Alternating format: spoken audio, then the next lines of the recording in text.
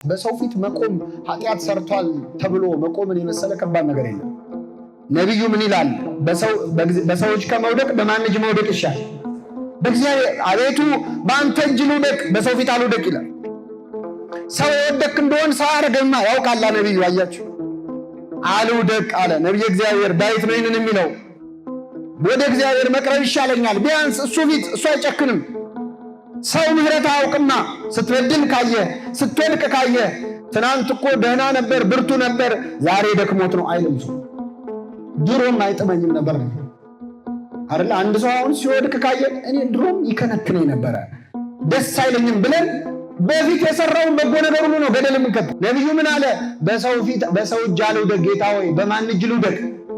በእግዚአብሔር እጅ ለመውደቅ ያልክ ውዳሴ ማርያም እጮኻለሁ ድንግል እናቴን እጠራለሁ።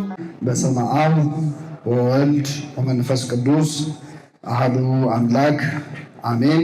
በስመ አብ ወወልድ ወመንፈስ ቅዱስ አሐዱ አምላክ አሜን።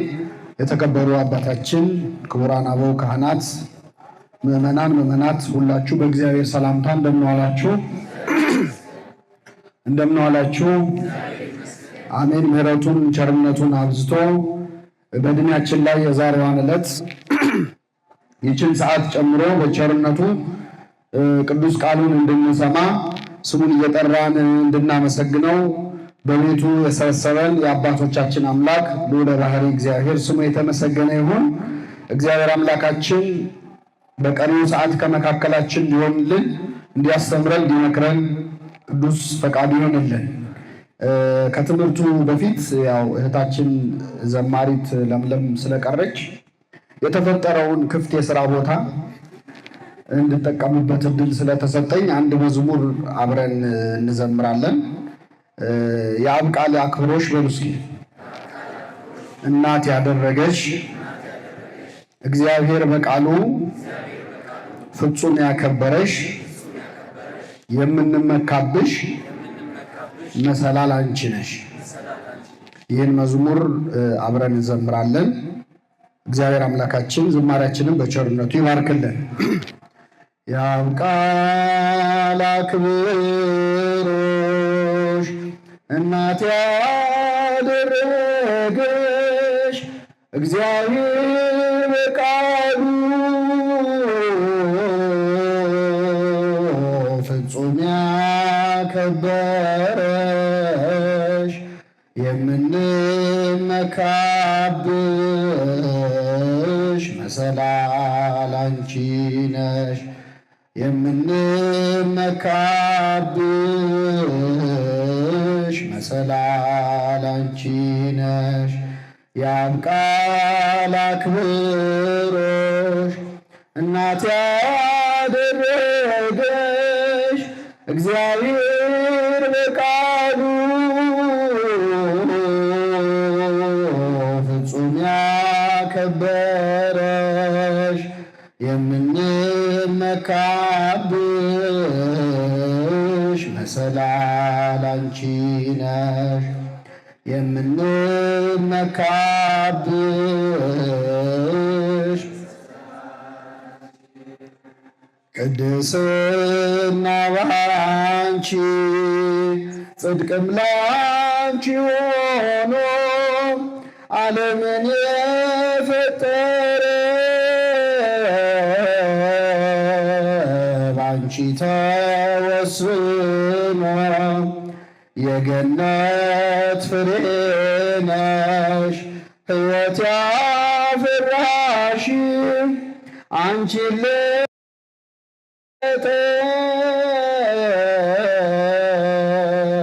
አንቺን ላነጻሽ ምስጋና ይድረሰው ለቸሩ አምላክሽ። ምስጋና ይድረሰው ለቸሩ አምላክሽ። የአብ ቃል አክብሮሽ እናት ያደረገሽ እግዚአብሔር በቃሉ ፍጹም ያከበረሽ ከበረሽ የምንመካብሽ መሰላል አንቺ ነሽ የምንመካብሽ አዳም የኖረብሽ የኤዶም ገነት ነሽ የኤፌሶን ወንዝ ወርቅ የሚፈልቅብሽ የግዮን ማዕበል ኢትዮጵያን የከበብሽ ዮርዳኖስን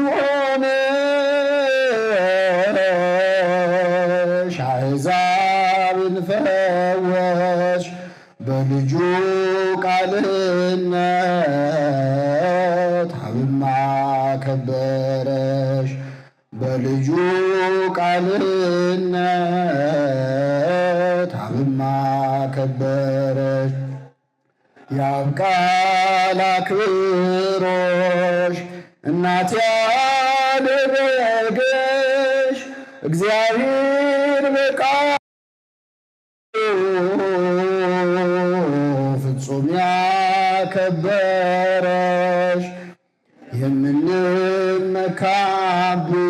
የምንመካብሽ መሰላል አንቺ ነሽ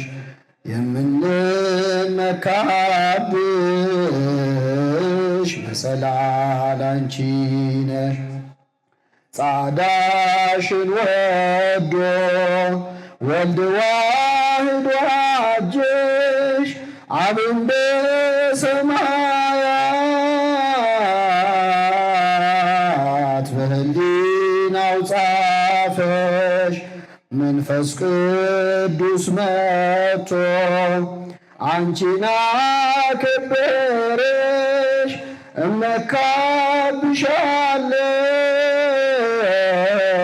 እመካብሻለሁ እመቤቴ ስልሽ እመካብሻለሁ እመቤቴ ስልሽ የአብ ቃል አክብሮሽ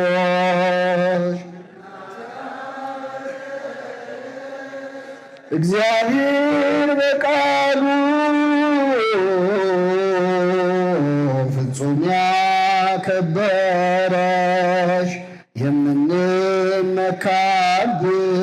የምንመካብሽ መሰላላችን ነሽ የምንመካብሽ መሰላል ወልድ በመውደዱ ከአንቺ መወለዱን ንጹሕን አግኝቶት ቅዱሱ ሥጋሽን ለቃሉ ማደሪያ ጽላትና ታቦት በብሩህ ደመና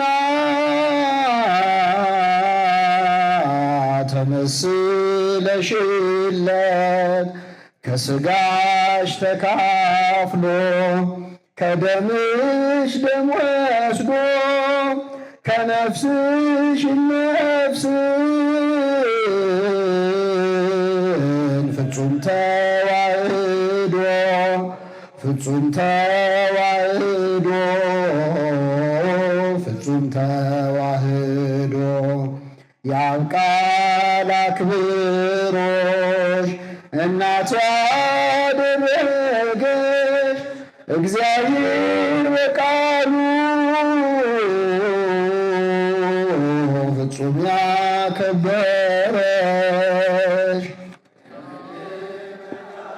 ብሽ መሰላል አንቺ ነሽ የምንመካብሽ መሰላላችን ነሽ። ዝማሬያችንን ይቀበልልን። ወደ ዛሬ ትምህርታችን እንሄዳለን።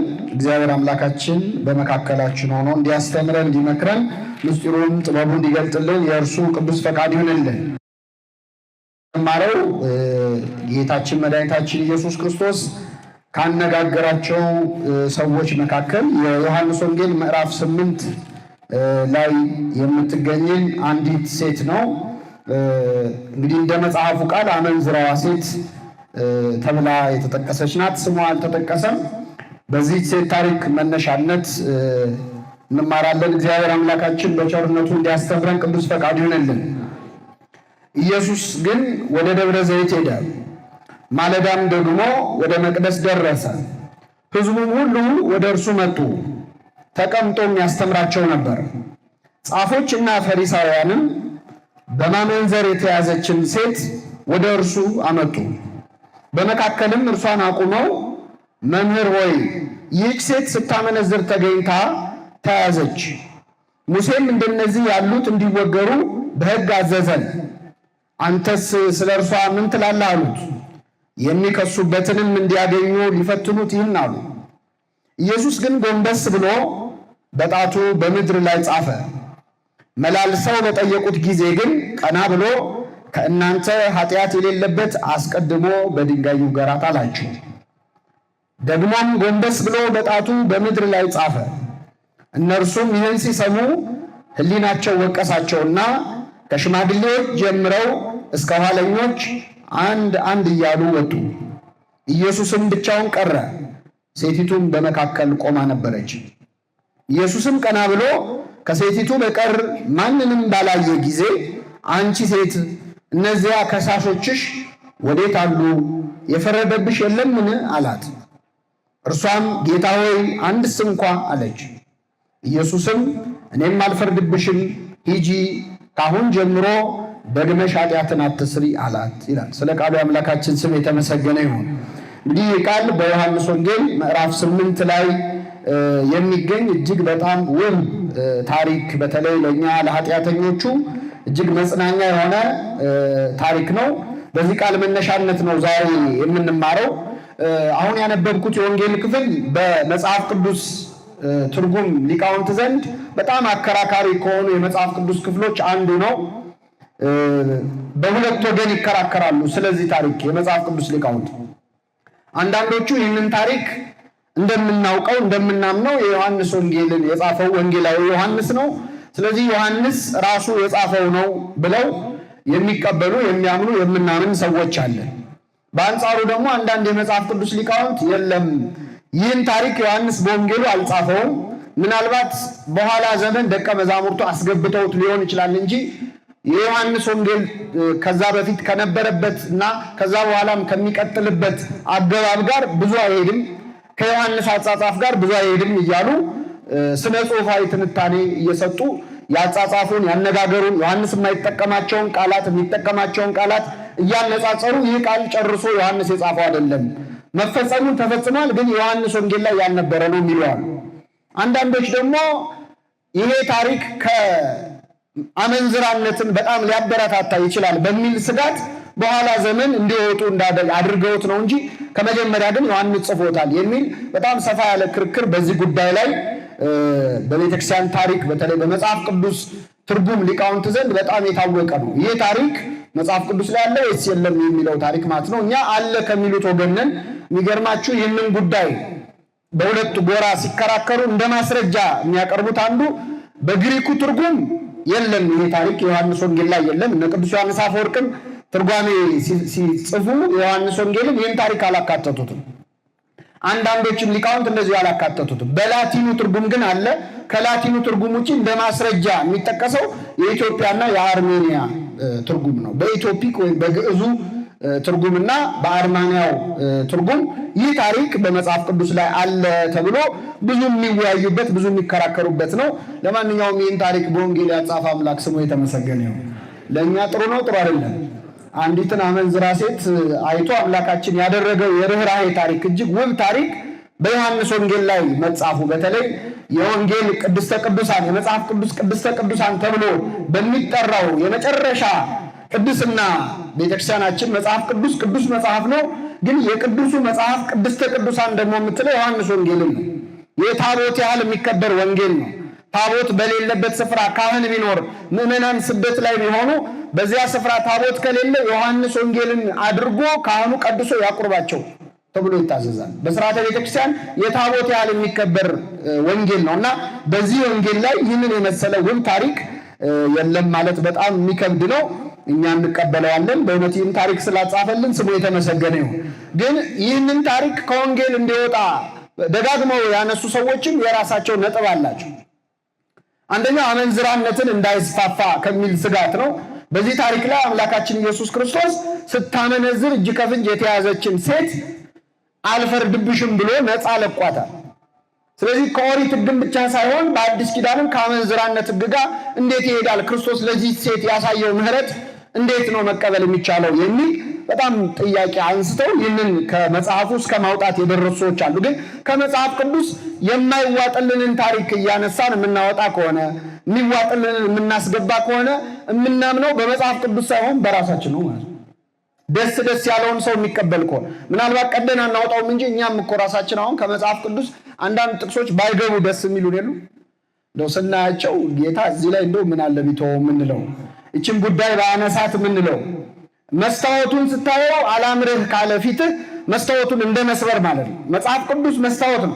የእግዚአብሔር ቃል መስታወት ነው። ቅዱስ ያዕቆብ ቃሉን ሰምቶ የማይፈጽመው ሰው ቢኖር ፊቱን በመስታወት አይቶ ጉድፍ ካየ በኋላ የሚረሳ ሰው ይመስላል። ስለዚህ መስታወቱ ቁልጭ አድርጎ ማንነትን ሲያሳይ መፍትሄው ጉድፍን ማውጣት ነው ወይስ መስታወቱን መስበር? ጉድፍን ማውጣት። ስለዚህ መጽሐፍ ቅዱስ ላይ አንዳንድ ከኛ አኗኗር ጋር የማይሄዱ ነገሮች ቢያጋጥሙን ባይስማሙንም መጽሐፍ ቅዱስ ግን የማን መጽሐፍ ነው? የእግዚአብሔር መጽሐፍ ነው። ሰው እንደፈለገው እንደመሰለው ተነስቶ ሊቆነጽሉ አይችልም። ይሄ በሐዲስ ኪዳንም እንዲህ አይነት ችግር ነበር። በነገራችን አይሁድ ከሐዲስ ኪዳን ቁጥር ያወጧቸው መጽሐፍት አሉ ከነሱ ጋር የሚጋጭ። ለምሳሌ መጽሐፈ ሶስና በእኛ 81 መጽሐፍት ውስጥ አለ ይላል አለ። በአይሁድ ቀኖና ግን ከቀኖና ውጭ። ለምን?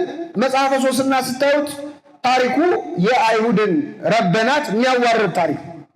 የአይሁድ መምህራን አንዲትን ሴት ጋብቻ ላይ ትዳር ላይ ያለችን ሴት ለዝሙት ሲያስቸግሯት ተራ በተራ መጨረሻ ላይ እሷን ለማስገደል የሞከሩት ሙከራ ዞሮ እነሱን ሲያዋርዳቸው የሚያሳይ ታሪክ ነውና ታሪኩ ብዙም ለነሱ ጥሩ ስም ስለማይሰጥ ከመጽሐፍ ቅዱስ ቀኖና አውጥቶታል። የኛ ቤተክርስቲያን ግን እዛ ቀኖና ላይ ከተዋለች።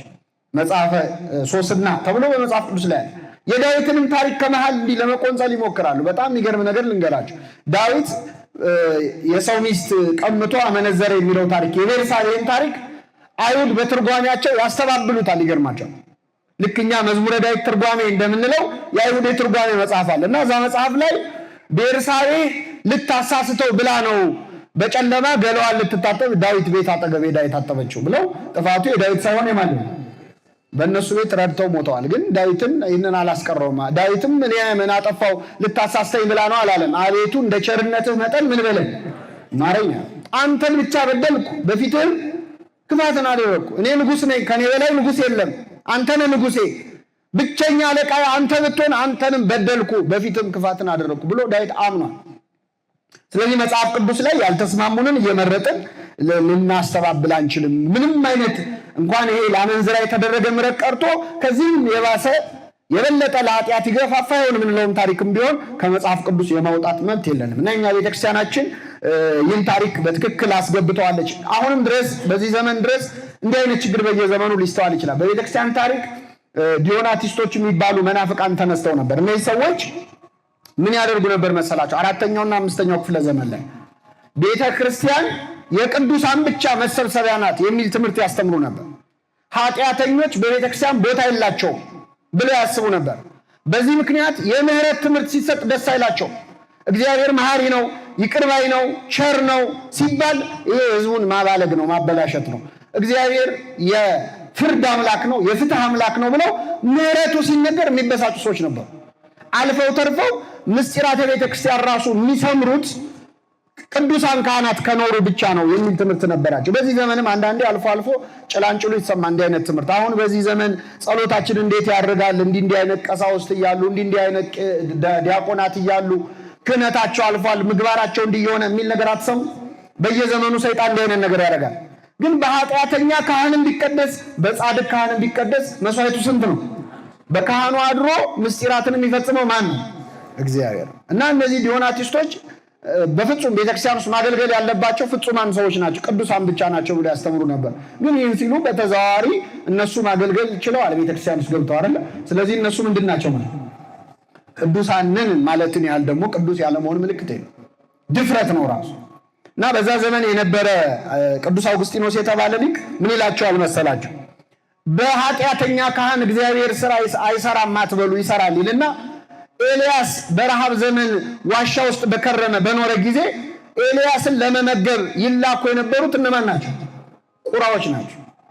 ቁራ ማለት ወፍ ነው፣ ጥቁር ወፍ ነው። እንደምታውቁት ከመልክ ብናይ በጣም የጠቆረ ነው። እንደውም ኃጥአን እንደ ቁራ ጠቁሮ ይላል አይደል መጽሐፋችን። ቁራ የጠቆረ ወፍ ነው። ከዚያ ውጭ ምግባሩን ደግሞ ስታዩ በጣም ስግብግብ የሆነ ወፍ ነው። የሚበር ጅብ ማለት ነው። በጣም ወዳም ነው። ልጆቹን እንኳን አይመግብም ቁራ። ልጆቹን የማይመገበው ስግብግቡን ቁራ ግን የኤልያስ መጋቢ አድርጎ ማን ላከው? እግዚአብሔር ላክ። ስለዚህ እንደ ቁራ የጠቆረ ምግባር ያላቸው ካህናት ቢሆኑም ማለት ነው። ካህናት ምግባራቸው እንደ ቁራ የጠቆረ ቢሆንም ክፉዎች ቢሆንም በካህናት አድሮ ስጋውን ደሙን የሚሰጠው ማን ነው? እግዚአብሔር። ስለዚህ በኃጢአተኛ ካህን ንስሐ ገባ፣ በጻድቅ ካህን ንስሐ ገባ። በኃጢአተኛ ካህን ቆረብክ፣ በጻድቅ ቆረብክ፣ ለውጥ የለውም። ምስጢራቱ አንድ ናቸው። ቅዱስ ባስልዮስ ደግሞ በማህተም ይመስለዋል። ማህተም ለምሳሌ ቢኖር በአንድ ማህተም ላይ የአንድ ንጉሥ መልክ ቢቀረጽበት እና ይህ ንጉሥ ማህተሙን ሁለት ቢያደርገው ለመምታት እንዲያመች ሁለት አድርጎ ቢያሰራው ይላል። ከኔ ጋር ናቸው? ስንት ማህተም? አንደኛውን ከብረት ቢያሰራው፣ አንደኛውን ከወርቅ ቢያሰራው፣ ግን ማህተሙ ስንት ነው? የንጉሱ መልክ ስንት ነው? ቀለም ነክሮ ወረቀት ላይ ቢመታው ማህተሙን ስዕሉን አይተን የቱ የወርቅ የቱ የብረት መሆኑን መለየት ይቻላል? አይቻልም። ይህ ማለት ትርጉሙ ምንድነው? በኃጢአተኛ ካህን የሚፈጸመው ክርስትና መነሳት፣ መቆረብ፣ ንስሐ መግባትና በጻድቅ ካህን የሚፈጸመው ምስጢሩ ስንት ነው? አንድ ነው። ምንም ለውጥ የለውም። በእውነት ይህን በልቡናችን ይሳልብን። አሁን እኛ ትንሽ ችግር ያለበት ሰው ሲያገለግል ስናይ፣ ሲቀድስ ስናይ በጣም እንታወቃል። ቅዱስ እንጦንስ ከበሮ ይዞ ቢመታ እንኳን ምን ይላል? ቤተ መቅደስ ውስጥ ከበሮ ይዞ የሚጨፍር አይ ሌላ ነገር አስቦ ነው በል። እንደዛ አይነት መንፈሳዊ ልና ያድለን። እንኳን ከበሮ ተመቶ ብዙ ችግር አለ እንደምታውቁት። ግን አባቶቻችን ይህን አላስተማሩንም። አንድ አባት በአንዲት በጣም ትንሽ ከተማ ውስጥ ብቸኛ ካህን ሆኖ መነኩሴ ነው ያገለግላል። እና በኋላ ሲያገለግል የአባት በዝሙት ይወድቃል። ከዛ ምን ይላቸዋል? ምዕመናንን ሰብስቦ በቃ እኔ ወድቄያለሁ፣ ከዚህ በኋላ ላገለግላቸው አልችልም ይላቸው። ሲላቸው ምዕመናኑ ምን ይላሉ? እኛ በዝሙት መውደቅን አላየንም። በእርግጥ ምስክር አቁሞ በዝሙት አይወድቅም፣ የታወቀ ነው። አላየንም፣ እኛ የምናውቀው አባታችን መሆንህን ነው፣ አገልግለን አሉት። ቢላቸው ይሰራቸው አልሰሙትም። መጨረሻ ላይ እሺ አገለግላቸዋለሁ፣ ማገልገል ግን አንድ ነገር ውለታ ዋሉልኝ አላቸው። ምንድን ነው አሉት? አገልግያችሁ ስወጣ እምላችሁን ነገር ለመፈጸም ቃል ግቡልኛል። ችግር የለም አሉት። ያ ካህን ገባ፣ ቀደሰ፣ ቀድሶ አቆረባቸው። ካቆረባቸው በኋላ ልክ ሊወጡ ሲሉ ቆዩ አለና የቤተ መቅደሱ ደፍ ላይ ተኛና እያንዳንዳችሁ እየረገጣችሁኝ ይቅር በለው እያላችሁ ውጧል። ምዕመናኑ በሙሉ ተራ በተራ ያንን አባት እየረገጡ እየከበዳቸውም አንድ ቃል ገብተዋል፣ ይቅር በለው እያሉ ወጡ። እግዚአብሔር ስለ ትህትና ይቅር ብያለሁ አለ። ሁላችንን ይቅር ይበለን። ስለዚህ ይሄ የዲዮናቲስቶች አስተሳሰብ ነው። በየዘመኑ ይሄ ስለሚመጣ ነው። ዛሬ በዚህ ዘመን ምን ካህን አለ፣ ምን አባቶች አሉ፣ ሲኖዶሱ እንትን ብሏል፣ አልፎበታል፣ ክህነት የለም ተሽሯል ምናምን የሚሉ አዳዲስ ሀሳቦች በየዘመኑ ስለሚነሱ ነው። ለማንኛውም ይህን ታሪክ ይውጣ ያሉት ሰዎች ዋነኛ ነጥባቸው ክርስቶስ ማመንዘርን ያበረታታሉ። እንዴት አንዲት አመንዝራ ሴትን እንዲሁ በነፃ ይለቃታል የሚል ነው። በመጀመሪያ ክርስቶስ አመንዝራነትን አይደግፍም፣ ይቃወማል። አስቀድሞ በኦሪትም አትስረቅ፣ አትግደል፣ አታመንዝር ብሎ ትእዛዝ የሰጠው ማን ነው? ራሱ እግዚአብሔር ነው። የእግዚአብሔር ቃል ነው ክርስቶስ። አብ፣ ወልድ፣ መንፈስ ቅዱስ አንድ ናቸው ብለን እናምናለን። ስለዚህ በብሉይ ሕግ የሰጠው እሱ ነው። በአዲስ ኪዳንም ሰው ሆኖ የመጣው እሱ ነው። አታመንዝር ይላል። እንዲያውም ሕጉን አላፈረሰውም፣ የበለጠ አጠበቀው ክርስቶስ። ምንድን ነው ያለው? በመጽሐፍ አታመንዝር እንደተባለ ሰምታችኋል፣ እኔ ግን እላችኋለሁ ወደ ሴት ያየ በልቡም የተመኘ ምን አለ? አመነዘረ ብሎ ጭራሽ ሕጉን አጥብቆት ነው ሄደው። ከዚያም አልፎ እኔ ኦሪትንና ነቢያትን ልሽር አልመጣሁም፣ ምን ልላቸው ነው እንጂ ልፈጽማቸው ነው እንጂ ያለ። አምላካችን ኢየሱስ ክርስቶስ አመንዝራነትን ይቃወማል። ይችን ሴት በኃጢአትሽ ቀጥይ፣ ምንም ችግር የለውም ብታመነዝሪ አይዞሽ አላላት። ታሪኩ ሲያበቃ ምንድን ነው ያላት? ከዚህ በኋላ ደግመሽ ኃጢአትን ምን አትበይ አትስሪ ነው ያለው። ምንድነው ታዲያ በዚህ ታሪክ ላይ ሌሎች ያልተረዱት እውነታ ምንድነው? ኃጢአትንና ኃጢአተኛን ለይቶ ማየት አለመቻላቸው። አምላካችን ኢየሱስ ክርስቶስ አመንዝራነትን ይቃወማል፣ ማመንዘርን ይጠላል። ማመንዘር ኃጢአት ነው። አመንዝራ ግን ኃጢአተኛው ግን ሰው ነው። እኛ ብዙ ጊዜ ኃጢአተኛን ከኃጢአቱ ለይተን አናይም፣ ቀላቅለን ነው የምናያቸው። እግዚአብሔር ግን ሁለቱን ለይቶ ማየት የሚችል አምላክ ነው። ኃጢአትንና ኃጢአተኛን፣ በሽተኛንና በሽታን ለይቶ ማየት ማለት። ለምሳሌ አሁን በዚህ ዘመን ኮሮና በሽታ አንድ ሰው ያዘው። ይሄ ሰውዬ ኮሮና ያዘው ማለት ኮሮና ሆነ ማለት ነው አይደል? እሱ ሰው ነው፣ በሽታው ኮሮና ነው። ልክ እንደዛ ማለት ነው። ኃጢአት በሽታ ነው፣ ደዌ ነው። ኃጢአተኛ ግን በሽተኛ ነው፣ ቁስለኛ ነው። ቁስሉን ከቁስለኛው ለይቶ ማየት የሚችል እግዚአብሔር ብቻ ነው። ክርስቶስ ያደረገው አይሁድ ግን ማድረግ ያቃታቸው ያ ነበረ። የመጀመሪያው ነገር ኃጢአትን እንጂ ኃጢአተኛን አልጠላም። እግዚአብሔር ዝሙትን ይጠላል፣ ዘማውያንን ግን ይወዳል። እግዚአብሔር ስርቆትን ይጠላል፣ የሚሰርቁ ዘራፊዎቹን ግን ይወዳቸዋል፣ ሰው እንደመሆናቸው። ኃጢአትህን ለብቻ አንተን ለብቻ የሚያይ አምላክ ነው። እኛ ግን አንድ አድርገን የምናያቸው። አንድ ሰው የዝሙት የወደቀ እንደሆነ ዘማዊ ብለን ነው የምንጠራው፣ ራሱ ከነስሙ። ሲሰርቅ ያገኘነው እንደሆነ ሌባ ብለን ነው የምንጠራው፣ ስሙ ነው ራሱ። አንተ ሌባ ሲባል አቤት እንዲል ነው የምንጠብቀው። ኃጢአቱን ስሙ አድርገን እንጠራለን። እግዚአብሔር ግን አንተን ከኃጢአት ለይቶ የሚያይ አምላክ ነው። እንደዚህ ለማየት ያብቃል። ሁለተኛው ነገር በዚህ ታሪክ ላይ ክርስቶስ ከአመንዝራነት በላይ በጣም የነቀፈው ሰዎችን አመንዝራ ናቸው ብሎ መፍረድን ነው።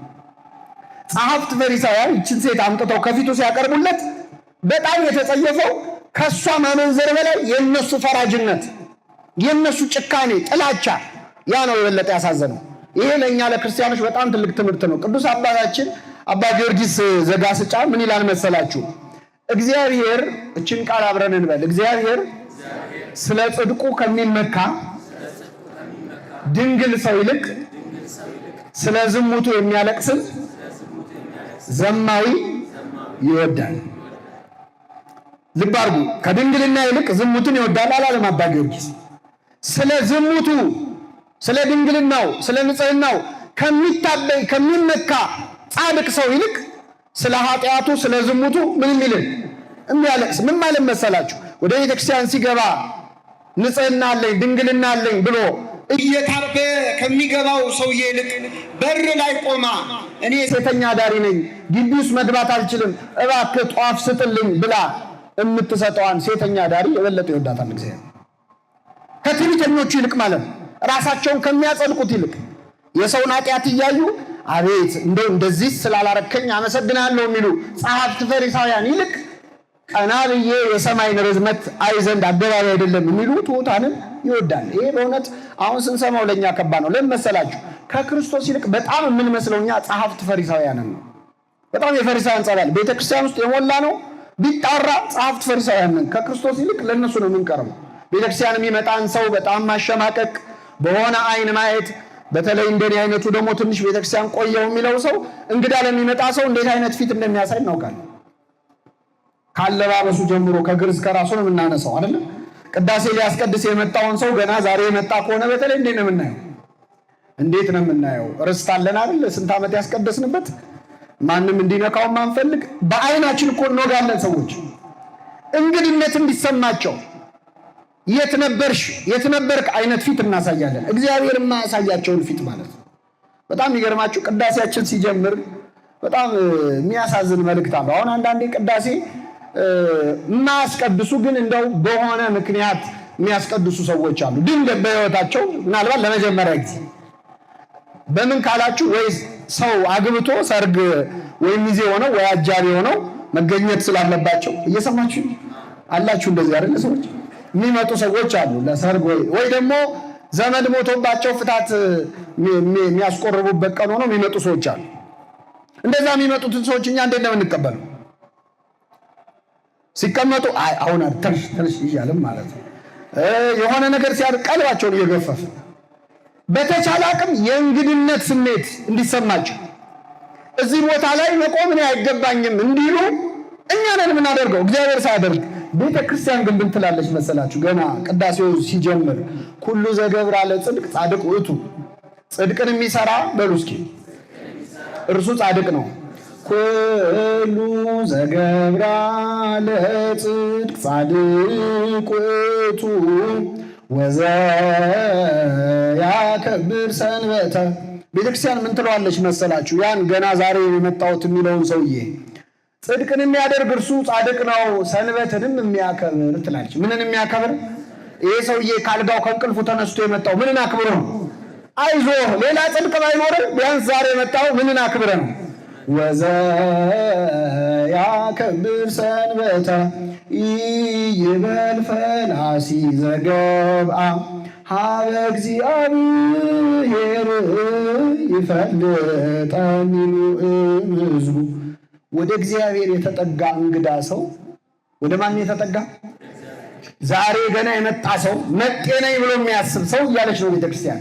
ወደ እግዚአብሔር የተጠጋ እንግዳ ሰው እግዚአብሔር ከሕዝቡ ለይቶ ያስወጣኝ ይሆንን ብሎ እንዳይጨነቅ ትላለች። አይገርማችሁ? ይፈልጠኒኑ እምሕዝቡ።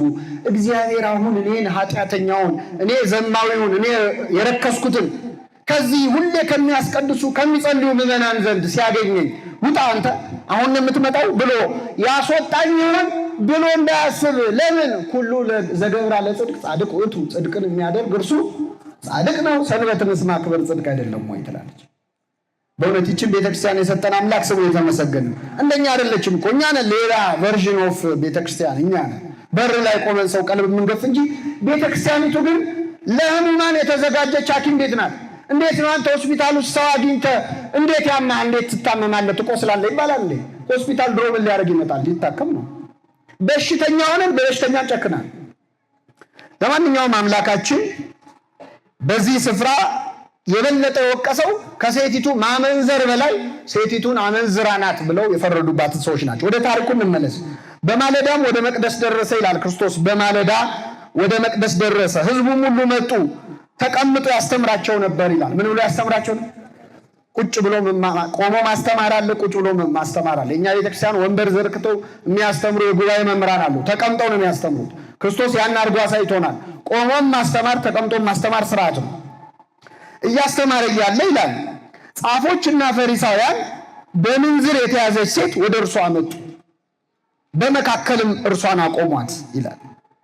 በማመንዘር የተያዘችን ሴት አምጥተው በመካከል አቆሟት። አሁን ስንተርከው በጣም ቀላል ነው። ምን ማለት መሰላችሁ? እዚሁ ዮሐንስ ቤተክርስቲያን አንድ ሰንበት ጠዋት ላይ ሰዎች አንድ እጅህን በዚህ በኩል አንድ እጇን በዚህ በኩል ይዘው አንዲትን ወጣት ሕዝብ መሃል አውደ ምሕረቱ ላይ አቁመው ስታመነዝር አገኘናት ሲሉ ማለት ነው።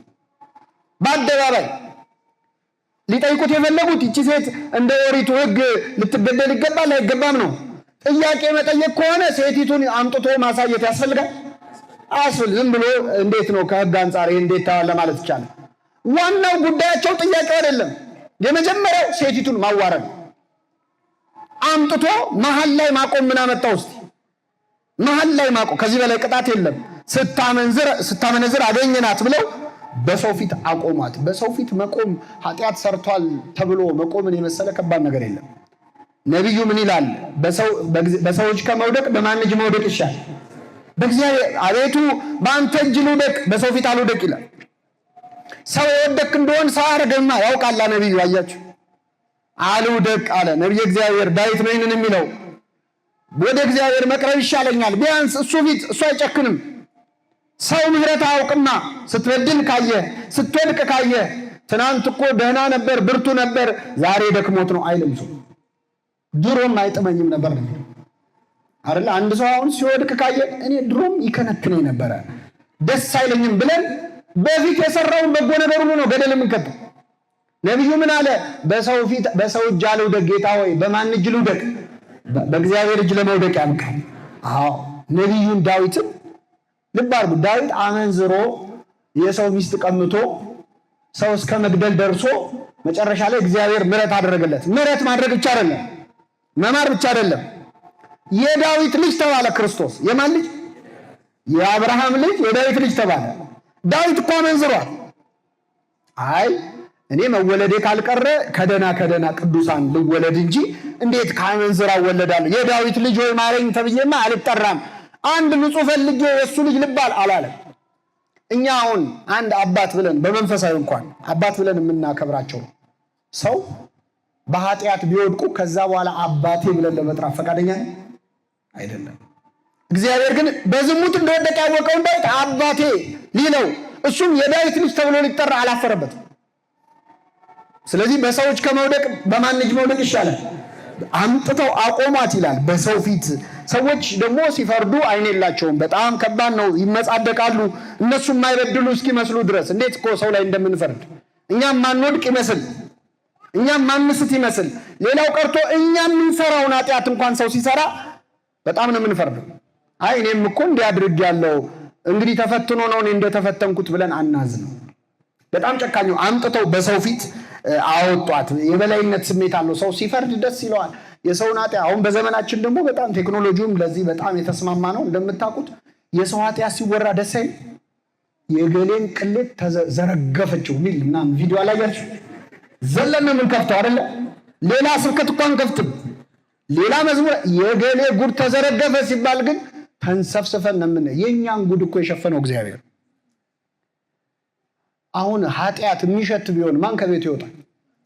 ሰው እስቲ የበደለውን ያህል ቢሸት የበደለውን ያህል ሽታ ቢኖረው ማንም ሰው እኮ ከቤት ይወጣል። ቢጻፍ እዚህ ላይ ግን ምጽድቅድቅ ብለን ራሳችንን ጻድቅ አድርገን በሰው ኃጢአት ስንረባረብ እንደው እግዚአብሔር እንዴት እንደሚያዝንብን ማለት አምጥተው አይሁድ በሰው ፊት አውጥተው የሚገርመው እኛ አይደለም በሰው ፊት ኃጢአታችንን ልናወራ በካህን ፊት እንኳን እናወራ። ንስሐ መግባት የከበደን እኮ ለዚህ ለአንድ ቄስ እንኳን እንዲነገር አንፈልግም። አይደለም ለዓለም ማለት አምጥተው በአደባባይ አቆሟት። ከዛ ምን አሉ? መምህር ሆይ ይቺ ሴት ስታመነዝር ተገኝታ ተያዘች። እንዲህ ያሉት እንዲወገሩ ሙሴ በሕግ አዘዘን፣ አንተ ምን ትላለህ አሉት ይላል። ልብ በሉ ከንግግራቸው መጀመሪያ ስናይ መምህር ሆይ ብለው ነው የጀመሩት። ማን ሆይ? መምህር ሆይ። አሁን አይሁድ ክርስቶስን መምህር ሆይ የሚሉት ይመስሏቸዋል? አይሉትም እኮ። አንድ ምዕራፍ ወደኋላ ስትሄዱ ጋኔል አለብህ ብለውታል። አንተ አሳች ብለውታል። አሁን ግን ለነገር ሲሆን ንግግራቸው ማን ብለው ጀመሩ? መምህር ሆይ። አረ ሌላ ቦታ ደግሞ አለ። መምህር ሆይ እውነተኛ እንደሆንክ በእውነት የእግዚአብሔርን መንገድ እንደምታስተምር እናውቃለን። ለማንም ፊት አይተህ አታደላም፣ የሰውን ፊት አትመለከትም። ለቄሳር ግብር መስጠት ይገባል ወይስ አይገባም? ማለት አክብሮቱ ለማዋረድ ነው፣ ወደ ላይ አውጥቶ ለመፈጥፈጥ። የአይሁድ ጸባይ ያለብን አንዳንዴ የምንጠላውን ሰው በጣም ማወደስ ማመስገን። ያው አንተ መምህር አይደለ መምህር ወይ ብሎ ከዛ ነገር ለማለት ራሳችንን ፈሪሳውያን እንዳንሆን በጣም መጠንቀቅ አለብን። መምህር ወይ ብለው በሽንገላ አቆላመጥ። ክርስቶስ የሚሸነገል አምላክ አይደለም። አትሳቱ፣ እግዚአብሔር አይዘበትበትም ይላል። በድፍረትም ሆነ በመናቅም በጻድቅ ላይ የሚናገሩ የሽንገላ ከንፈሮች ዲዳ ይሁኑ ይላል። ይህን ለክርስቶስም ይተረጉማል ትርጓሜ። ጻድቅ እሱ ስለሆነ እውነተኛ ስለሆነ በጻድቁ አምላክ ላይ የሽንገላ ንግግር የሚናገሩ ከንፈሮች ምን ይሁኑ? ዲዳ ይሁኑ እና ቀርበው መምህር ሆይ አሉት። ይቺ ሴት ስታመነዝር ተገኝታ ተያዘች፣ እንዲህ ያሉት እንዲወገሩ በሕግ ያዛል፣ አንተ ምን ትላለህ አሉት ይልና የሚከሱበትን እንዲያገኙ ሊፈትኑት ይህንን አሉ ይላል። አይሁድ ዋና ወደ ክርስቶስ የመጡበት ምክንያት ለሕጉ ተቆርቁረው አመንዝራነት በዛ፣ ይችን ሴት ዝም ካላት የሚያመነዝር ሰው ቁጥሩ እየጨመረ ይመጣል፣ አገሩ ይበጠበጣል ብለው ተጨንቀው አይደለም። ስለ ሕግ መጣስም ጉዳያቸው ነው አይደለም። ዋነኛ ጉዳያቸው ክርስቶስን በምን ጠልፈን እንጣለው ቅናት ነው። በሱ ላይ ያላቸው ቅናት ጥሩ ዕድል አገኘን፣ እስቲ ይችን ሴት ምን ይል እንደሆነ እናያለን፣ በዚህ ሴት ላይ የሚፈርደውን ንግግር ይዘን እሱን እንከሰዋለን፣ እናሳጠዋለን ብለው ነው የመጡት። በእውነት እግዚአብሔር ከእንዲህ አይነት ከሳሽነት ይጠብቀን። ቤተክርስቲያን ውስጥም ሆነ እንዲህ አይነት ጸባይ ያለን ሰዎች አለ። ለስርዓቱ የተቆረቆርን የምንመስል፣ ለሕጉ የተቆረቆርን የምንመስል ግን ውስጣችን ሌላ ኢንቴንሽን ኖሮ በጣም ሰዎችን የምናሸማቅቅ የምናጠቃ። አይሁድ በሌላ ቦታ ምን ይላል መሰላችሁ? ሆሳዕና አሁን የፊታችን እሑድ እናከብራለን አይደል? በሆሳዕና ሕፃናት ሲዘምሩ ኧረ ከተማው ተረበሸ አሉ። ምኑ ተረበሸ? ይሰቀል ይሰቀል ሲልስ ከተማው ይረበሻል አይረበሻል? ይረበሻል። እሱ የዛኔ በሩ ጎሽ ጎሽ ነው ያሉት። ለከተማው ሰላም ገዷቸው አይደለም፣ ቅናት ነው። ክርስቶስን ብዙዎች ተከተሉት፣ ዓለም ሁሉ ተከትሎት ሄዷል። ምን ይሻላል አለ ይላል። በእውነት እግዚአብሔር ይስጠው። በጣም ደስ የሚል ንግግር ነው። እስኪ በሉ ዓለም ሁሉ ተከትሎት ሄዷል። ማን ሁሉ? መንፈስ ቅዱስ ያናገር። ያው ተከተለው ዓለም ሁሉ ክርስቶስ። ዓለም ሁሉ ተበሳጭቶ እኮ ነው ሊቀ ካህናቱ። ዓለም ሁሉ ተከትሎት ሄዷል። ምን አለ? ህዝቡ ሁሉ ከሚጠፋ አንዱ እሱ ቢሞት ይሻላል ይላል። ማን ከሚጠፋ?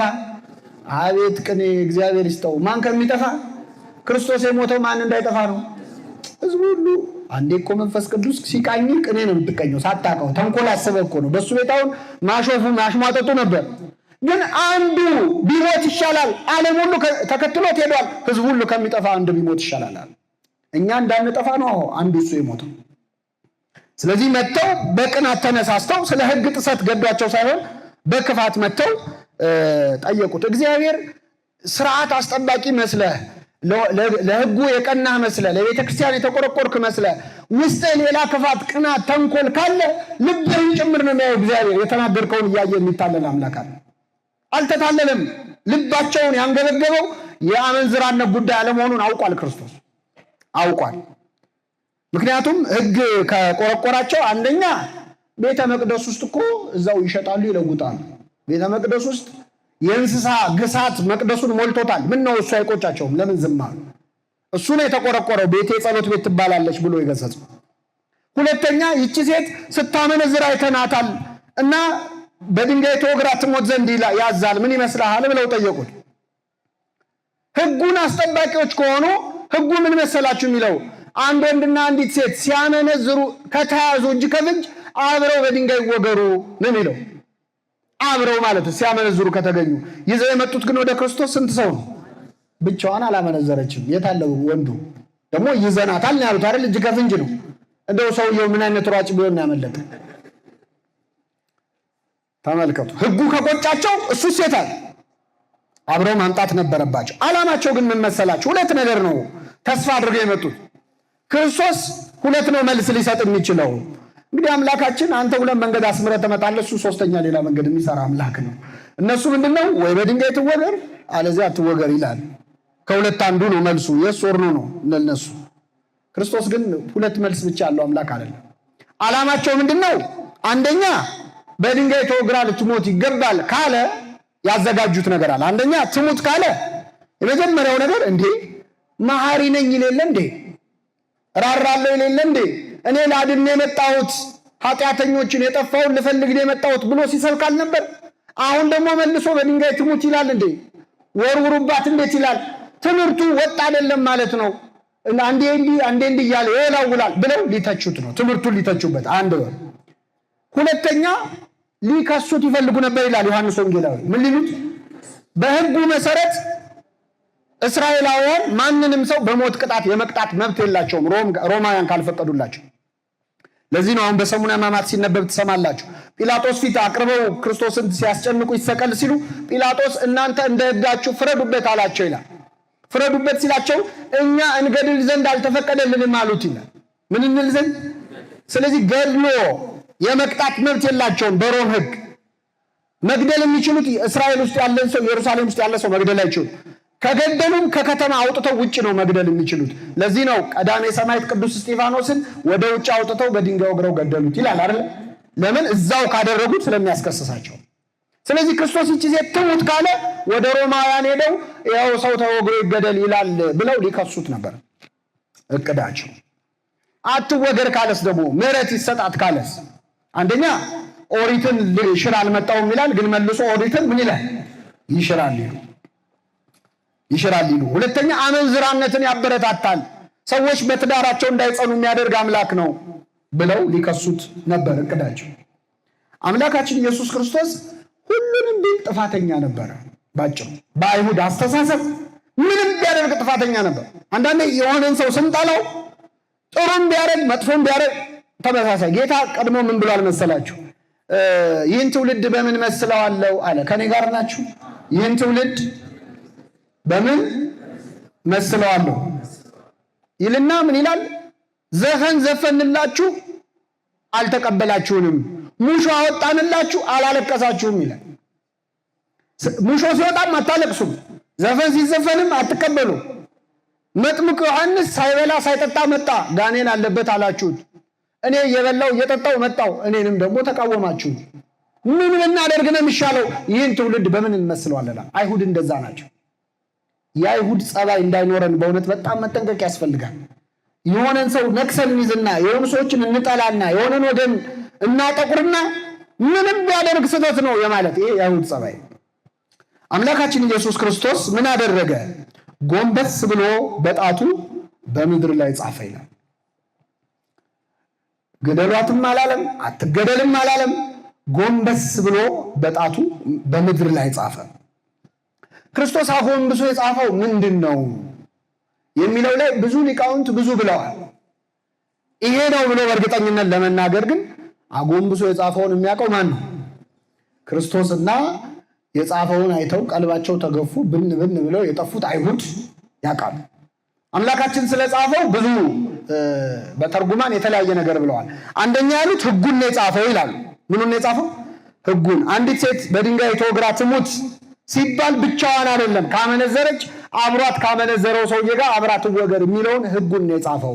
ይህን በጣቱ የጻፈበት ምክንያት ይላሉ ሊቃውንት፣ በጣቱ የጻፈው አስቀድሞም በሲና ተራራ ላይ አታመንዝር ብሎ በጣቱ የጻፈው እሱ ራሱ መሆኑን ለማሳየት ነው። ሕጉን የጻፍኩት እኔ ነኝ፣ አሁን የማጸነው እኔ ነኝ ሲል አጎንብሶ የጻፈው ሕጉን ነው ይላሉ አንደኛው። ሁለተኛው የእነሱን ኃጢአት ነው የሚሉ ደግሞ ሊቃውንት አሉ። በተአምራትም የሚሉ አሉ። ልክ መሬት ላይ ሲጽፍ በእነሱ በግንባራቸው ኃጢአታቸው ተጻፈ የሚል ማለት ልክ እንደ ኪቦርድ እና እንደ ሞኒተር ማለት ነው። እዚህ ጋር ሲጽፍ እዚህ ጋር ታየ እንደሚለው።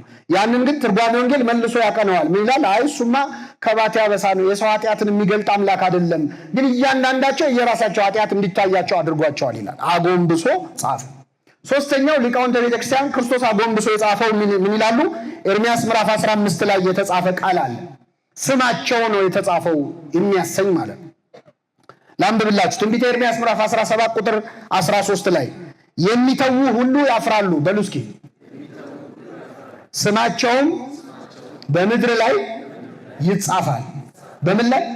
በምድር ላይ። የሕይወት ውሃ ምንጭ አንተን ትተውሃል። የሚተዉ ሁሉ ያፍራሉ።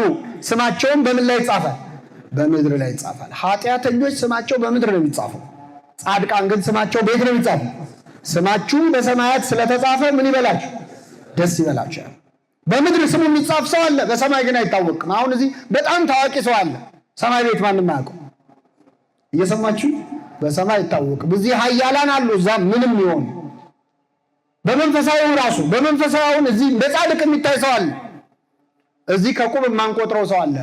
በሰማይ ደግሞ ትልቅ ቦታ ያለው አንድ አባት ገነት ገብቶ አየና ያየውን ለሌላ አባት በህልም ተገልጦ ነገረው እና ሶስት ነገር ገረመኝ አለ። ስንት ነገር?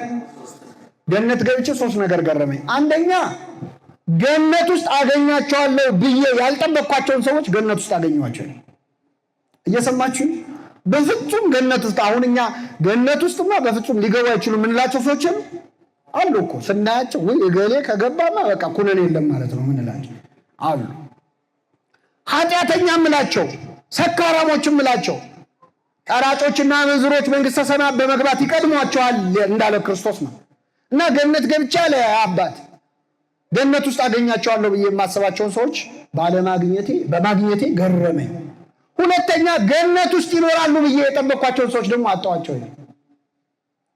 እገሌማ ይጸድቃል፣ እገሌማ ትጸድቃለች ያልኳቸውን መንፈሳውያን ናቸው ብዬ ያሰብኳቸውን ሰዎች ሳጣቸው ሁለተኛ በጣም ተገረሙ። ሶስተኛ እኔ ራሴን ገነት ውስጥ ስላገኘሁት በጣም ተገረምኩ። እንዴት እኔ ገባው ብዬ ነው። እውነትም የሰው ትክክለኛ ማንነቱ የሚታወቀው በዛ ዓለም ነው። እግዚአብሔር በዛ ዓለም ራሳችንን ለማወቅ ያብቃል። አንድ አባትን አንዱ ልጅ ቀርቦ አባቴ ገነት ስንገባ እንተዋወቃለን ወይ እርስ በርስ አላቸው። ሲላቸው ምን አሉት? እንደውም በደንብ የምንተዋወቀው እዛ ነው አሉ። ምክንያቱም ማን መሆነ የሚታየው በእግዚአብሔር መንግስት ነው፣ በእግዚአብሔር መንግስት ነው። እና በሰማያት ስማችሁ ስለተጻፈ ደስ ይበላችሁ የተባሉት ሐዋርያት ናቸው። ኃጢአተኞች ግን ስማቸው የሚጻፈው በየት ነው? በምድር ነው። በምድር ዝነኞች ናቸው፣ ክብር አላቸው፣ በሰማይ ግን አይታወቁ። በአንጻሩ በሰማይ የሚታወቁ እዚህ ግን የማናውቃቸው ሰው አኖኒመስ ሴንትስ ብላ የኮፕቲክ ቤተክርስቲያን በዓመት አንዴ አኖኒመስ ሴንትስ ብላ ስማቸው ለማይታወቅ ቅዱሳን ትዘክራለች። ሰው የማያውቃቸው ማንም ያውቃቸው እግዚአብሔር። መጽሐፈ ስንክሳር ላይ መጨረሻን ጠርቶ ቅዱሳን ምን ይላል? ስማቸውን ስለጠራናቸውም ስላልጠራናቸውም ቅዱሳን ብለን ማረን ይላል። እኛ የማናውቃቸው ማንም ያውቃቸው እግዚአብሔር የሚያውቃቸው ብዙ ቅዱሳን ብዙ ባህታውያን አሉ። ከዓለም ተለይተው የኖሩ ገድላቸውን ለዓለም ሳይሆን ለእግዚአብሔር ሰርተው ያለፉ ማለት። ስለዚህ በዚህ መሰረት የጻፈው ስማቸውን ነው የሚላለ። ለያም ሆነ እንግዲህ ኃጢአታቸው ጋር የተያዘ ነገር መሆኑን የምታዩት ክርስቶስ አጎንብሶ ጻፈ። ከዛ ጠየቁት፣ ደጋግመው ጠየቁት፣ እንግደላት ወይስ አንግደላት ብለው ሲጠይቁት ቀና አለና ሲወተውቱት ጌታ ከእናንተ ኃጢአት የሌለበት ሰው አስቀድሞ ድንጋይ አንስቶ ይወርውርባት ብሎ ተመልሶ ድጋሚ ጻፈ። አንዳንድ እያሉ ተነስተው ከዛ አካባቢ ሄዱ። ኃጢአታቸው ነው። እዚህ ላይ ቸርነቱንም ታዩታላችሁ። ክርስቶስ ኃጢአታቸውን የጻፈው አፈር ላይ ነው። ምን ላይ? አፈር ላይ ነው። ሕጉን 10ቱ ትእዛዛትን ግን የጻፈው በምን ላይ ነበር? በድንጋይ ላይ ነው። ኃጢአታቸውን ግን አፈር ላይ። ለምን መሰላችሁ? ንፋስ መጥቶ እንዲወስደው ማለት ነው። ሰው እንዳያየው፣ የሰውን ኃጢአት እንዳይረሳ አድርጎ የሚቀርጽ አምላክ አይደለም። ሕጉን በድንጋይ ላይ የቀረጸ አምላክ ኃጢአትን ግን መሬት ላይ ነው የሚጽፈው፣ አፈር ላይ ነው የሚጽፈው። ሊረሳው ስለሚፈልግ አሸዋ ላይ ነው የሚጽፈው፣ ንፋስ እንዲወስደው ስለሚፈልግ። የሁላችንን ኃጢአት እንዲህ በቸርነቱ ይርሳል። እኛ ግን የሰዎችን ኃጢአት በእብነ በረድ በሚቀርጽ አሁን በዚህ የቴክኖሎጂ ዘመን የሆኑ ሰዎችን ነውር የሆኑ ሰዎችን ኃጢአት በደንብ ለትውልድ አይደል የምናስተላልፈው፣ ጽፈን በደንብ አድርገን ቅርስ አድርገን እኮ ነው የምናስቀምጠው። አምና የጻፍክበት ሰውዬ እነ ፌስቡክ እግዚአብሔር ይስጣቸው በአመቱ ልክ የዛሬ ዓመት ይሄን ጽፈ ነበር ይለዋል። ሰውዬው እኮ ንስሐ ገብቶ አልቅሷል። ሰውዬው እኮ ከዛ መንገዱ ተመልሶ ሊሆን ይችላል። አንተ ግን የጻፍክበትን ወደኋላ እንዴት ትመልሰዋል? እግዚአብሔር እንደዛ ቢጽፍ ኖሮ ማን ከቤቱ ይወጣል? እኛ እኮ ሰው የሚያውቀው ኃጢአታችንን ነው አይደለ? አሁን የምናወራው እግዚአብሔር የሚያውቀው ኃጢአታችን እኮ ከሁላችን ከማናችንም ከምናውቀው በላይ ነው። ምክንያቱም እግዚአብሔር ልብ ድረስ ነው ገብቶ የሚያየው። እምቧቴ አንጻሐኒ ከተሰወረ ኃጢአቴ አድነኝ አለው ነብዩ እግዚአብሔር ዳዊት። እኔ የማላውቀው አንተ የምታውቀው ኃጢአት አለ። ሰው የሚያውቅብኝ እኔ የማላውቀው ኃጢአት አለ። ሰው የማያውቅብኝ ደግሞ እኔ የማውቀው ኃጢአት አለ። የተሰወሩ ኃጢአቶች ውስጥ የከፋው ግን እኛም ማናውቀው ማንም የሚያውቀው ኃጢአት እግዚአብሔር። ኃጢአታችንን በቸርነቱ ይሸሽግልን እና ሸሸገላቸው። በአፈር ላይ በአሸዋ ላይ ጻፈና ከእናንተ መሃል ኃጢአት የሌለበት አስቀድሞ ድንጋዩን ይወርውርባት አለ። ይህን ጊዜ ይላል ከሽማግሌ ጀምሮ አንዳንድ እያሉ ሄዱ ይላል። ከምኖች ጀምሮ?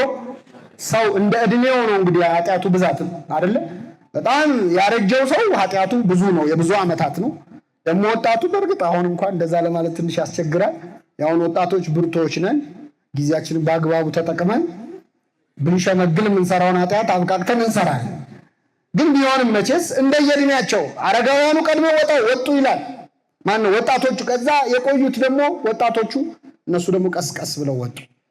ኃጢአት ኖሮባቸው እንደ ሴቲቱ አመንዝረው እንደ ሴቲቱ በድለው ግን በድንጋይ ትወገር ሊሉ ነበር ወደ ክርስቶስ የመጡት። ሕሊናቸው ወቀሳቸው። መጨረሻ ላይ ክርስቶስ ብቻውን ቀረ ይላል ከሴቲቱ ጋር። ማን ብቻ ቀረ? ኃጢአት የሌለበት ሰው ድንጋይ አንስቶ ይወርውርባት ብሏል ክርስቶስ። ምን የሌለበት ሰው? ኃጢአት የሌለበት ሰው ማን ነው? በምድር ነው ክርስቶስ ነው። እሱ ብቻ ቀረ። ይችን ሴት ድንጋይ አንስቶ መምታት ይችላል አይችልም? ምን ስለሌለበት? ኃጢአት የለበትም። እሱ ብቻ ነው መፍረድ የሚችለው መምታት የሚችለው። ክርስቶስ ግን ምን አለ? አንቺ ሴት እነዚያ ከሳሾችሽ ወዴት አሉ? የፈረደብሽ የለምን አላት። ጌታ ሆይ አንድስ እንኳ አለችው። እርሱም እኔም አልፈርድብሽም አላት ይላል። ይህችን ቃል እናብራራና እናበቃለን። እኔም አልፈርድብሽም በሉ እስኪ። ማን ያለው? አቤት ክርስቶስ ምን አለ? ታዲያ እኛ ምን ቤት ነን የምንፈርደው? ክርስቶስ እኔ አልፈርድብሽም አለ። ዳኛው የሰማይ የምድሩ ዳኛ እኔ ምን አልልብሽም? አይፈርድም እግዚአብሔር። አንዳንድ ያያችሁ አልፈርድም። ኃጢአተኛ መሆኗን ያውቃል። የእነሱ ምስክርነትም አይፈልግም። ገና ስታስበው ጀምሮ ከማመንዘሯ በፊት ያውቃል። አልፈርድብሽም አለ ዳኛው። አልፈርድብሽም ብሎ እየለቀቀ እኛ ጋሻ ጃግሬዎቹ ፈራጅ ያደረገን ማን ነው? ክርስቶስ አንዴ አይደለም፣ ሌላም ቦታ በወንጌል መጡ ሁለት ወንድማማቾችና ተካሰው ተጣልተው ነው ርስት አላካፍላለኝ በእኛ መሃል ዳኛ ሆነ ፍረድልን አሉት ይላል። ሲሉት በእናንተ መሃል ርስት አካፋይ እሆን ዘንድ እኔን ዳኛ አድርጎ ማን ሾመኝ አለ ይላል። እየሰማችሁ ክርስቶስ አለ እንደዚህ ማን ሾመኝ እኔን ዳኛ አድርጎ? ማን ይሾምሃል? አንተ ሁሉን ትሾማለህ እንጂ። ማን ያከብራል? አንተ ሁሉን ታከብራለህ። እሱ ግን እንዴት እኔን ማን ዳኛ አድርጎ ሾመኝ? አንድ አባባል አለ፣ ሁለት ጓደኞች ቢጣሉ መሃል ላይ ገብተህ ፍርድ እንዳትሰጥ። ምክንያቱም ከሁለቱ ጓደኞች አንዱን ታጣለህ።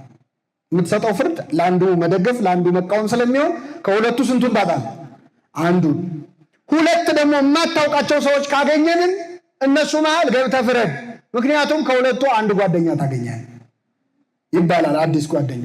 እግዚአብሔር ግን የሁላችን ጓደኛ ነው፣ የሁላችን ወዳጅ ነው፣ የሁላችን አባት ነው። ሁለቱም ወገን ላይ ያለውን ችግር የበዳዩንም የተበዳዩንም ሕመም ያውቀዋል እግዚአብሔር። አልፈርድብሽም አለ። እንግዲህ እሱ ካልፈረደ እኛ እንዴት ነው የምንፈርደው? አባቶቻችን በጣም ይገርማቸዋል። እኛ ክርስቶስን ስለማንመስል ነው። የብዙ ቅዱሳንን ሕይወት ስታዩ በታሪካቸው ውስጥ አለመፍረድን በጣም እናያለን። የቅዱሳን ሕይወት በጣም ይህንን ያሳያል። ቅዱስ ሙሴ ጸሊም የተባለ አባት በገዳም ውስጥ አንድ ሰው ኃጢአት ሰራና ማህበረ መነኮሳቱ ተሰብስበው ከገዳሙ ሊያስወጡት ፈለጉ። ግን ስብሰባ ጠሩ።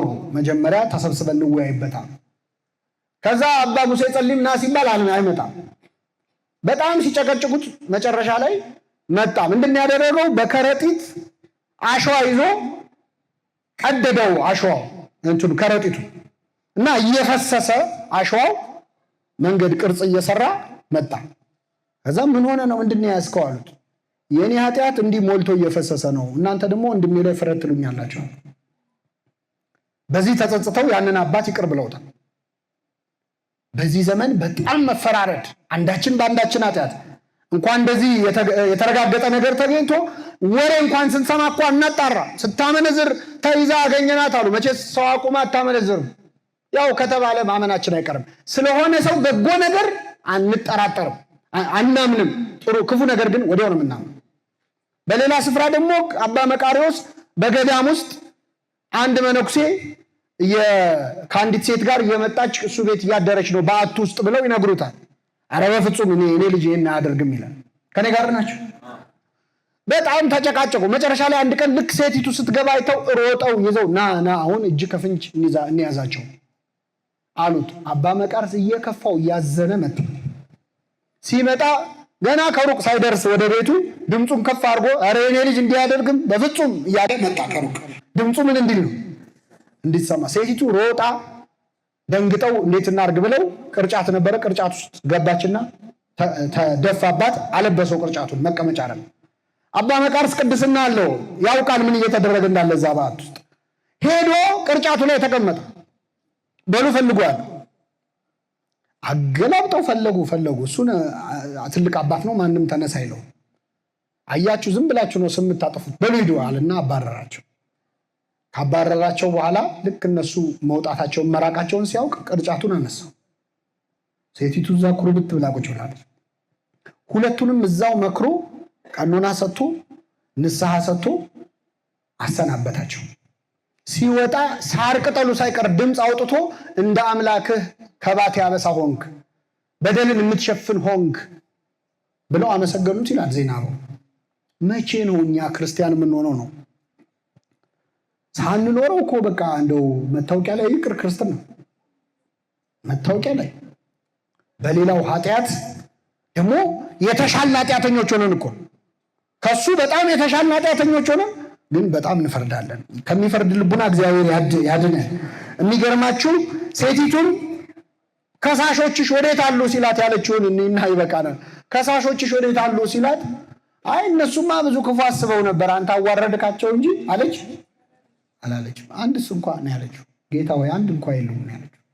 እኔም አልፈርድብሽም አለ። አንቺ በከሳሾችሽ ላይ ካልፈረድሽ እኔም አልፈርድብሽም። እግዚአብሔር ልክ ስትፈርድ አንተ የሆነን ሰው ኃጢአት ፋይል ስታገላብጥ እግዚአብሔር ያንተን ኃጢአት ማየት ይጀምራል። ስትሸፍንለትስ ይሸፍንልሃል።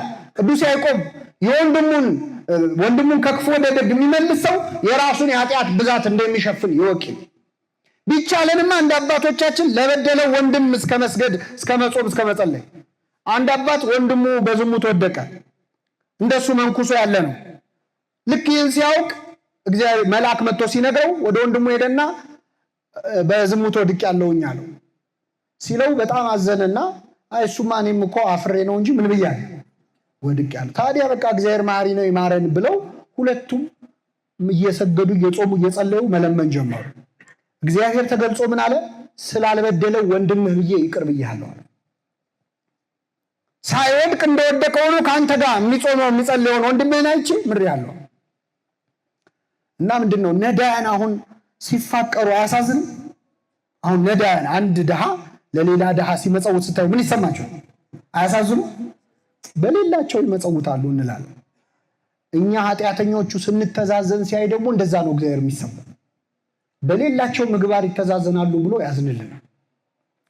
እና ይችን ሴት አልፈርድብሽም፣ ከእንግዲህ በኋላ ኃጢአትን ምን አትበይ አትስሪ። ድጋሚ ሊፈርድ ሲመጣ አይተዋትም። ያኔ ሊፈርድ ነው የሚመጣው፣ አሁን ግን ሊምር ነው የመጣው። ስለዚህ አሁን ምሬሻለሁ፣ አሁን ይቅር ብዬሃለሁ፣ የአሁኑን ኃጢአትን ትቼልሃለሁ፣ ከዚህ በኋላ ግን ኃጢአትን አትስራ። እግዚአብሔር ሁል ጊዜም ከዚህ በፊት የሰራናቸውን ኃጢአቶች እየተሳሰበ የሚያሸማቅቅ አምላክ አይደለም። ቢያንስ ከዚህ በኋላ ያለውን አቁምና ከዚህ በኋላ ላለው ልማርህ ይቅር ልበልህ የሚል አምላክ ነው። ለዚህ ሴት የተደረገ ምሕረት ለሁላችን ይደረግልን። የሰማነውን በልቡናችን ጽላት ይጻፍልን።